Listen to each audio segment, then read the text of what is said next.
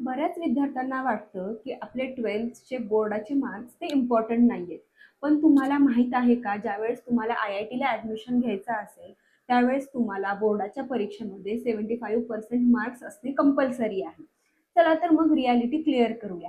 बऱ्याच प्रोफेशनल कोर्सेसमध्ये तुम्हाला entrance exam द्यावी लागते आणि तुमच्या त्या एंट्रन्स एक्झामच्या स्कोर्सवरच तुम्हाला ॲडमिशन मिळते. पण ज्यावेळेस तुम्ही IITमध्ये जाता, त्यावेळेस तुम्हाला 75% मार्क्स असणे कंपल्सरी आहे. एक गोष्ट लक्षात ठेवा, ज्यावेळेस तुम्ही एंट्रन्स एक्झाम देता, त्यावेळेस तुमचं सिलेक्शन होतं आणि ज्यावेळेस तुम्ही बोर्डाची एक्झाम देता, त्यावेळेस तुमचा एलिजिबिलिटी क्रायटेरिया कळतो. त्यामुळे दोन्ही गोष्टी मॅनेज करा, बोर्ड प्लस एंट्रन्स. यामुळेच तुम्हाला ॲडमिशन मिळू शकते. जर तुम्हाला 75% मार्क्स मिळाले नाहीत बोर्डाच्या एक्झाममध्ये, तर तुमच्यासाठी IITचा ऑप्शन हा कम्प्लिटली बंद होऊ शकतो. त्यामुळे दोन्ही गोष्टी मॅनेज करा आणि आपलं ॲडमिशन फिक्स करा.